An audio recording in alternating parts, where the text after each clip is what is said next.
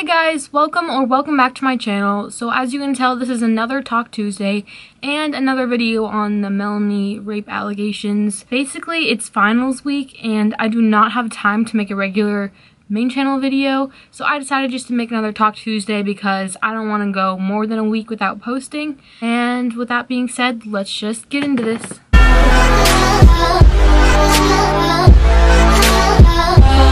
Okay, so the first thing that I would do is recommend you to watch my part 1 on this video unless you know what happened in the situation. For this Tuesday talk, I have an update about the whole situation. Apparently now many people think that Melanie is innocent, so I'm going to be giving my thoughts about it as well as an explanation of what happened, the new evidence that surfaced, and everything like that. So the first thing I'm going to talk about is the timeline. Timothy told a news outlet that Melanie raped her on June 25th of 2015, and fans did some research and found out that Melanie was actually on tour that day. Melanie actually has an Instagram picture that she posted. I'll insert it somewhere over here, where she says she's coming home to LA, so there's no way that she was having a sleepover that night when she was traveling back home. And she was also on tour for the days prior to the incident. And then fans also did some digging on Timothy's Instagram and found that on June 30th, 5 days after she claimed she was raped, she posted a photo mocking kidnapping and rape victims. I'll also insert it right here, but I'm not actually sure if she was mocking them or not, or if this was just taken out of context. The photo is now deleted, but it is extremely weird that she would post that 5 days after being raped. Fans discovered that Timothy was also obsessed with becoming famous, and in her old tweets, she says things like, "OMG, great, you can be verified on Instagram. Now I have another thing not to be famous on," which could be taken as sarcasm, but many fans think she just wants fame. And another tweet that she posted says, "OMG, I am famous, how dare they?" And she actually got into a little bit of a fight with Abigail Breslin, who's from Scream Queens, which is very interesting that she would tweet these things. One was posted in 2015 and the other was posted in 2014. So fans think that she made up this story to increase her fame and decrease Melanie's fame. The next piece of evidence is that Timothy is now blocking multiple Instagram accounts, mostly Melanie fans and people who provide evidence that Timothy made up the story. She did give reasoning as to why she's been blocking accounts, and that brings me to my next point, that she did have an Instagram live video where she answered many of these questions. Many people started to question the timing of the allegations, saying that it just happened to be after she released her new single, which I believe she released 1 to 2 months ago. And this is what Timothy had to say about that. The timing of my story and my album coming out had nothing to do with each other. I also don't have an album coming out. I released one single in October.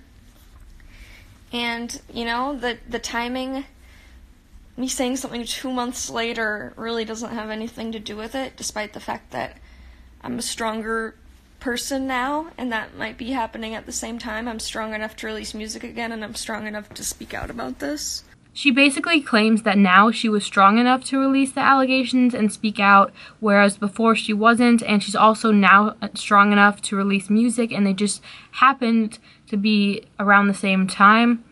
I mean, it does make sense the way she puts it, that she was strong enough now. I don't know why she wasn't strong enough to release music before. So about the timeline issue, she's answered this a couple different times, but she basically says this. The question about the date of the thing, I've answered already a couple times, but the only reason that I told that news source that it happened the 25th was because I remember taking that picture of me in the purple and black wig on the 20th. I remember taking it the day after, and that was the 26th. But, you know, maybe I took the picture the day after and then posted it a couple days later, or, you know, the other way around. Maybe I posted it the first night instead of the second night, you know, like, it was 2 years ago, and Melanie didn't deny that the event happened, so I don't really know why the timeline is a huge deal. I personally think her answer is way too confusing. I have no idea how she correlated taking a picture after the day that it happened with the actual day, or why she would even mention a day if she wasn't absolutely sure. I just don't understand her answer. I think she's just trying to confuse people. So I think this is a total lie. I don't know why she made up that date, but obviously the sleepover did happen at some point because Melanie even agreed that it did. I just think it's really weird that Timothy would put out this fake timeline and then have a fake excuse, like she thought she posted a picture the day after, but it could have been a couple of days after. That doesn't even make sense. So in the live video, she also says that she didn't go to the cops and won't be going to the cops because she doesn't want Melanie in jail. I also think this makes a lot of sense. I didn't go to the police because I don't want Melanie to go to jail. I don't want this to be a court case. I wanted to reach out to people who have been through similar things and speak out about this and not be silent about it anymore. And it hurt me to see her fans seeing her as this savior for them and people with mental illness when I know how she treats illness in real life. It had nothing to do with wanting her to go to jail, and I'm not going to try to do that at all. I remember in her statement that she originally released, she said that she still loves Melanie, and I guess it would be hard to put your former best friend in jail, so it makes sense that she wouldn't want to get the cops involved. I just don't understand why she posted it on Twitter. I mean, she said she went to counseling for years, so I don't understand the need to post about it for everyone to see. She said she still loves Melanie, but she's trying to ruin her career. I don't understand why she had to post about it on Twitter. Going off of this, in the live video, she says that this is ruining Melanie's career. I'm not even kidding, I'll have the video right here. The fact that it happened, yes, is ruining her career. But then later contradicts herself and says that Melanie still has enough people supporting her and she'll be fine, which I'll play right here. I'm not trying to ruin her career. That had nothing to do with this. Clearly enough people still support her. I don't think she's going to have any problems with that. So I really don't know what she's talking about. Like, is this going to ruin her career? Isn't it? I mean, I personally think it's not going to ruin it, but I have no idea why Timothy would even say it's going to ruin her career and then say she's fine. So another things that fans found when they were doing their research was that Timothy has borderline personality disorder, which she refers to as BPD. Timothy said that she doesn't have it anymore and she went to therapy and now doesn't meet the qualifications. I'll have the video right here. I do have BPD, or I have struggled with it. I currently don't meet the qualifications for it, but that also does not mean I'm lying. I am personally kind of confused about that because it's a disorder and I wasn't aware that you could cure disorders like that just from going to therapy. But that could be the case. I'm not a doctor or anything. It's just kind of weird. Her reasoning for blocking a bunch of accounts is that she doesn't want to see the hate.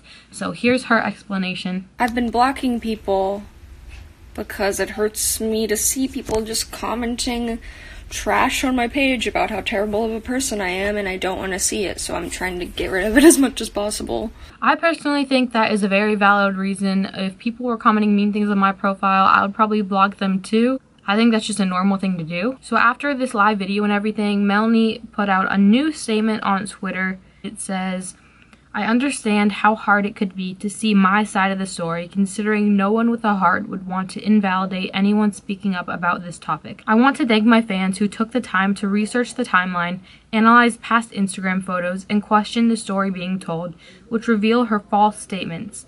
I trusted so many people in my life who took advantage of that trust for their own personal gain.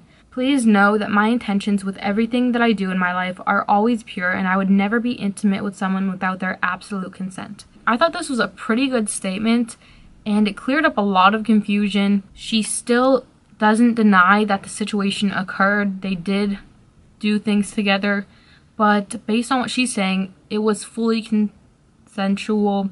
I'm still not fully on either side, but I definitely align more with Melanie's story.